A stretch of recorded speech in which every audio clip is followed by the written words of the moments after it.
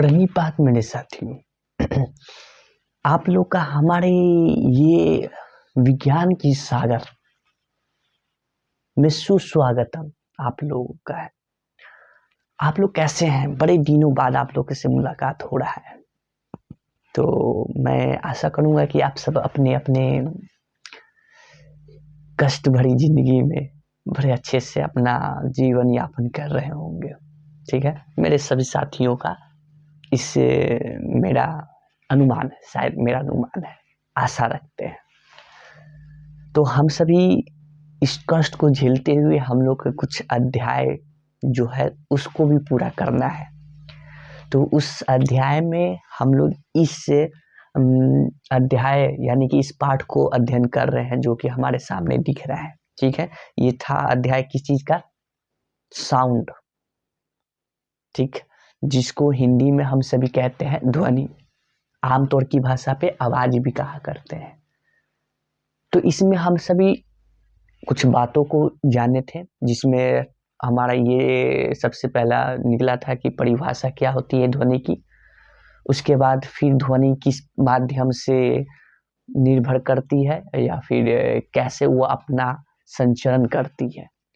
तो इस सब पे बात करते हुए आज जो मैं ये वीडियो लाया हूँ आप लोगों के लिए, ये आपका अब जो तरंग है, यानी कि जो ध्वनि का जो तरंग उत्पन्न होता है, जिस कंपन से होता है, वो किस किस तरह से आप लोग तक पहुंचता है वो आवाज, उस ध्वनि, यानी कि ध्वनि के तरंगों के प्रकार के बारे में आज की क्लास होगी।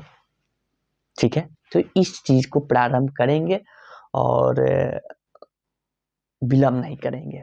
ठीक है, तो इसके लिए क्या करना होगा? हम सभी को उतरना होगा इस सागर में। ठीक, उतरिए और हम सब साथ मिलके चलते हैं। ओके, चलें।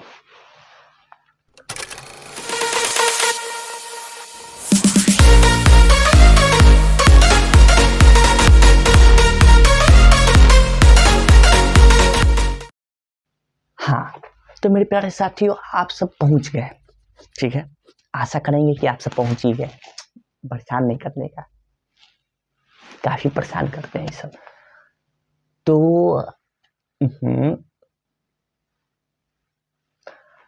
अब आप लोग पहुंच गए हैं, तो आज की जो पाठ है, ठीक है, जिसके बारे में, जिस टॉपिक के बारे में है, उसको प्रारंभ करते हैं।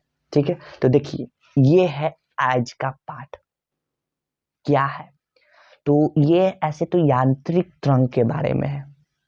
यांत्रिक तरंग, तरंग, यहाँ पे तरंग एक मतलब आया है, एक शब्द है। ठीक, इस शब्द कहाँ चला गया?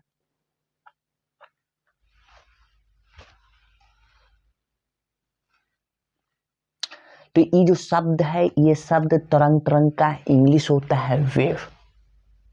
अच्छा, ठीक है। अब आप तक जो भी आवाज पहुंचता है, जो भी आवाज आप तक, मेरे से आपके पास जो भी जाता है, वो एक वेव, तरंग बनते हुए जाता है। ठीक, वो तरंग हो सकता है आप लोगों का इस प्रकार का हो, अनुप्रस्थ तरंग के प्रकार का हो, या फिर ये भी हो सकता है अनुदैर्ध्य तरंग हो सकता है।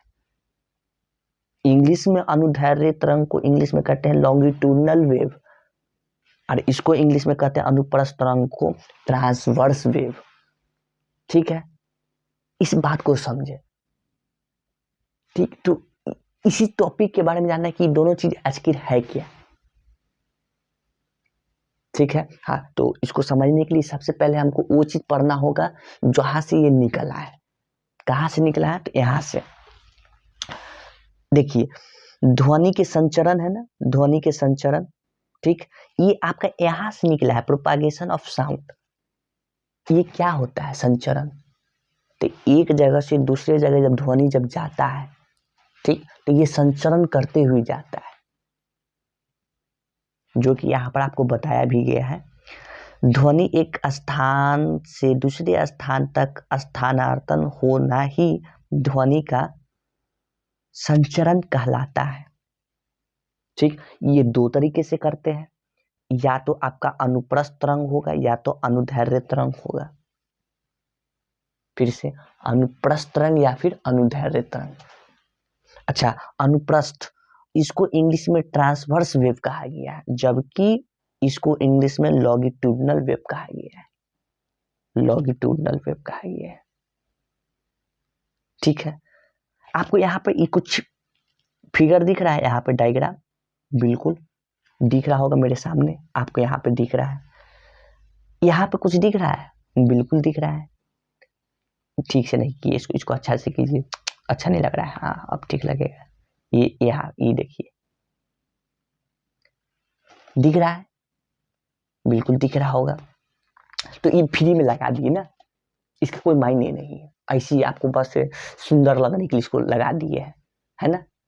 जी नहीं, सुंदर लगने के लिए नहीं लगा है, इसका कुछ कारण है। क्या कारण है? ये जो आपका अनुप्रस्थ तरंग होता है वो आपका इस तरह से लहर होते हुए, डिस्को डांस इस तरीके से लहर करते हुए आपके तक ध्वनि पहुंचता है इस वाली तरंग में। ठीक है, ये डिस्को डांस वाला क्या है, मतलब पानी में जो लहर उठता है ना इस प्रकार से, वो वाला लहर है। जबकि इस वाले जो हमारे तरंग होते हैं इसमें लहर नहीं उठता है। क्या उठता है? तो इसमें संपीड़न और क्या, विरलन, विरलन ये उठता है। ठीक, इसको परिभाषा समझते हैं और समझ में अच्छे से आएगा। आइए परिभाषा पढ़ते हैं। हाँ, आ गए। तो देखिए यहाँ कहा गया है, अभी हम लोग पढ़ रहे हैं क्या, टाइप्स ऑफ वेव पढ़ रहे हैं हिंदी में, तरंगों के प्रकार। तरंगों को दो भागों में बांटा जा सकता है, बिल्कुल बांटा जा नहीं सकता है, बांटा गया है। कौन कौन सी चीज में बांटा गया है? तो दूसरी चीज में, अनुप्रस्थ अनुदैर्ध्य। ठीक, अनुदैर्ध्य तरंग, इसकी परिभाषा ये बता रहा है क्या, इसको ऐसे करके हाईलाइट करके बताते हैं। जब किसी माध्यम के कण तरंगों के चलने की दिशा के समांतर कंपन करते हैं, देखिए जैसे कि यहाँ पर एक डोंट डिस्टर्ब, तो यहाँ पे ये लगा हुआ है क्या, स्पीकर, ये क्या दे रहा है, ध्वनि दे रहा है। ठीक है, ध्वनि उत्पन्न कर रहा है कंपन से। तो यहाँ से कण क्या हो रहा है, आगे पीछे होगा, आगे पीछे, हाँ ये क्या होगा, आगे पीछे करेगा। ठीक है, तो ये ध्वनि इस तरीके से जा रहा है। ठीक है, और कण आगे पीछे कैसे कर रहा है, ऐसे कर रहा है। तो ये दोनों एक ही दिशा में कर रहे हैं, एक ही दिशा, यानी कि समांतर, समांतर में कर रहे हैं। देखिए ये भी इधर, ये भी किधर, इधर। तो ऐसे ऐसे जो तरंग उत्पन्न होता है, ये होता है कौन सी वाली चीज, क्या लिखा हुआ है इसमें, अनुदैर्ध्य तरंग होता है।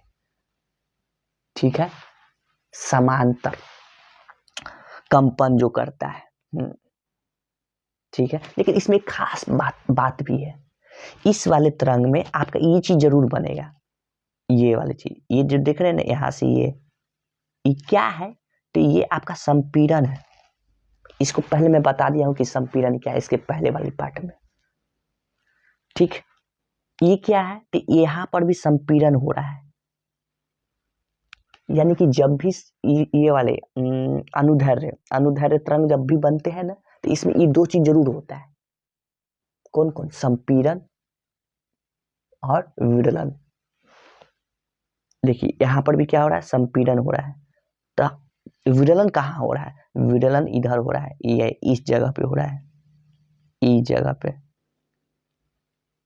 ठीक, विदलन किसको कहा जाता है, जब दो या दो से अधिक कणों के बीच में रिक्त स्थान होता है।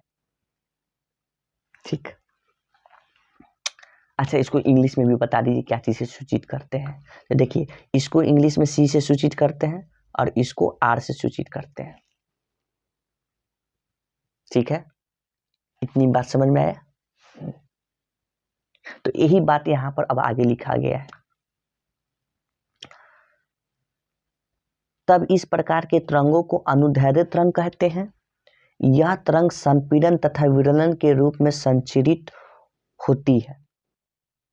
बिल्कुल, यहाँ पे एक चीज नोट दिया गया, देखिए, अनुदैर्ध्य तरंगों को ठोस, द्रव्य तथा गैस तीनों माध्यम में उत्पन्न किया जा सकता है, लेकिन वो जो आपका अनुप्रस्थ है उसको तीनों माध्यम में नहीं किया जा सकता है।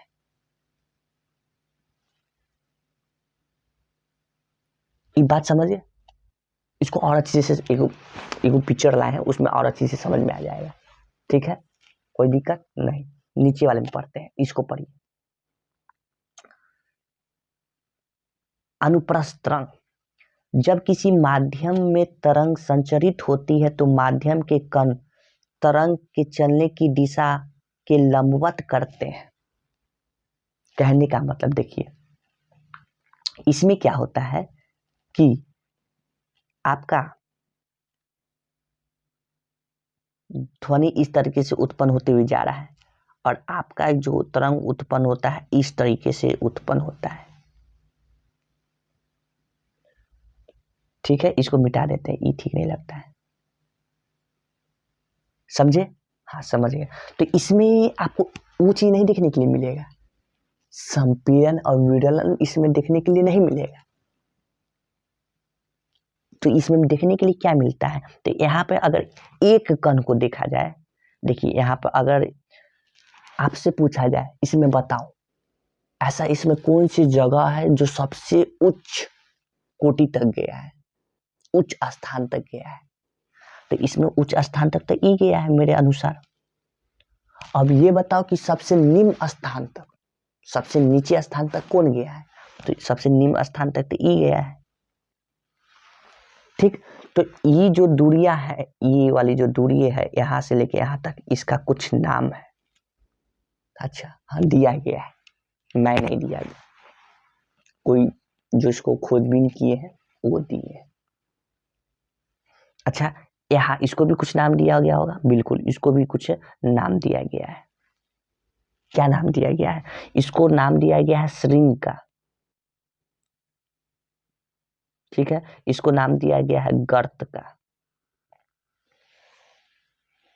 क्या नाम दिया गया? श्रृंग और गर्त का। इसको इंग्लिश में भी कुछ कहा जाता है, लेकिन इस वाले में नहीं बताएंगे, अगले वाले वीडियो होगा ना उसमें इसी के गुण के बारे में पढ़ना होगा।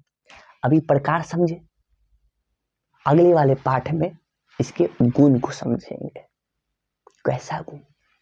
अच्छा कि पूरा, उस वाले में देख लेंगे। अभी रहने दीजिए, इतनी भी जल्दबाजी क्या है। तो एक बात समझ में आया, इस वाले लहर में कैसा लहर है, ये लहर वो वाला है, डिस्को ये वाला जो होता है वो लहर। तो इसमें ये चीज देखने के लिए मिलता है, श्रृंग देखने के लिए मिलता है और गर्त देखने के लिए मिलता है। ठीक, लेकिन उस वाले जो अभी इससे पहले पढ़ के आए अनुदैर्ध्य में, उसमें विरलन बनता है और संपीड़न, इसमें देखने के लिए वो चीज नहीं मिलता है। तो ये इसकी पहचान है, गुण है। ठीक, इतनी बात समझे? नीचे आइए। तो यहाँ पे देखिए, यहाँ पे क्या बोला गया है, तब इस प्रकार की तरंगों को अनुप्रस्थ तरंग कहते हैं। यह तरंग श्रृंग तथा गर्त के रूप में संचरित होता है। आपको बताया कि श्रृंग और गर्त क्या है, एक उच्च स्थान तक जाता है, एक निम्न स्थान तक जाता है। ठीक, और ये इस प्रकार से क्या करता है, लहर करता है, लहर नहीं मतलब तरंग उत्पन्न करता है। ठीक है, और सब जगह ऐसा ही अपना आप को दोहराते रहता है। इसकी परिभाषा भी बताया गया है, देखिए, ध्वनि तरंग के शिखर को तरंग का श्रृंग कहा जाता है। ध्वनि तरंग के घाटी को गर्त कहा जाता है। सबसे जो नीचे वाले जो स्थान होता है ना, निम्न स्थान तक जो जाता है वो घाटी हुआ और उच्च शिखर हुआ। ठीक। तो इसमें नहीं समझ में आया, इसमें कैसा जाता है, तो इसमें लंबवत में जाता है कुछ ऐसे, ये ऐसे ऐसे ऐसे होते हुए, ठीक है। अगर एक कण को आप देखेंगे तो यही ऊपर से नीचे ऊपर नीचे करेगा, ठीक है। लेकिन ये आगे नहीं जाता है, आगे नहीं जाता है, ये इसके लंबवत में होता है, 90 डिग्री के में होता है। ये ऐसे ऐसे ऐसे ऐसे ऊपर नीचे होते हुए जाता है, ठीक। लेकिन इसमें क्या होता है, इसमें दोनों ऐसे चलता है, ऐसे, इस तरंग में, ठीक है। इतनी बात तो समझ में आ गया होगा।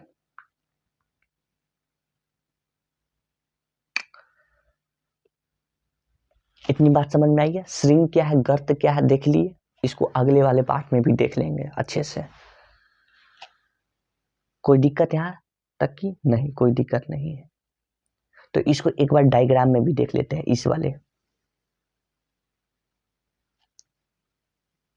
यहाँ पे एक कण को देखिए, एक कण को यहाँ पे देखिएगा। इस कण को अगर ध्यान से देखें तो ई ऊपर नीचे ही करेगा। जो यहाँ पर डॉटेड डॉटेड लाइन जो दिया गया है ना, इसी के लंबवत में करता है, इसीलिए इसको ट्रांसवर्स वेव कहा गया, ठीक है। लेकिन आपको ऐसा लग रहा होगा कि कण है ना यहां से होते हुए आगे बढ़ रहा है, लेकिन ऐसा नहीं होता है, इसी के लंबवत में ये ऊपर नीचे करता है, ठीक है। अब इसको बीच में अंतर भी देख लेते हैं। ये आपका अंतर है, ठीक है। किसके किसके बीच में, अनुप्रस्थ और अनुदैर्ध्य। पहला,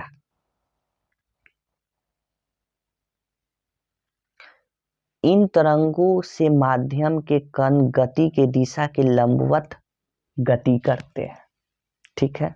अनुप्रस्थ में इन तरंगों से माध्यम के कण गति के दिशा के अनुदिश गति करते हैं, यानी कि समांतर में करते हैं। इसकी ये पहला ये अंतर हो गया। इन तरंग के शीर्ष और गर्त बनते हैं। देखिए अभी थोड़ा देर पहले बात हुआ था ना, शीर्ष किसको कहा जा रहा है, श्रिंग को कहा जा रहा है। ये जो श्रिंग है ना, जो उच्च शिखर तक जो जाता है कण, उसको श्रिंग कहा रहा है, यानी कि शीर्ष कहा रहा है जी, ठीक। दूसरा, इन तरंगों में संपीड़न व विरलन बनते हैं। इधर वाले में क्या होता है, संपीड़न व विरलन बनता है, लेकिन इधर वाला में श्रिंग गर्त ये बनता है। उदाहरण, प्रकाश का तरंग, और इसका उदाहरण है ध्वनि का तरंग, ठीक है। ये बात समझ गए, ठीक है। इस बात को समझ गए हैं तो आज की क्लास यहीं तक समाप्त करते हैं। अगले पाठ में फिर इसके कैरेक्टरिस्टिक गुण को लेकर मिलेंगे। अब मुझे जाने का अनुमति दे, ठीक है। तब तक के लिए आपका बहुत बहुत धन्यवाद। जय हिंद, जय भारत।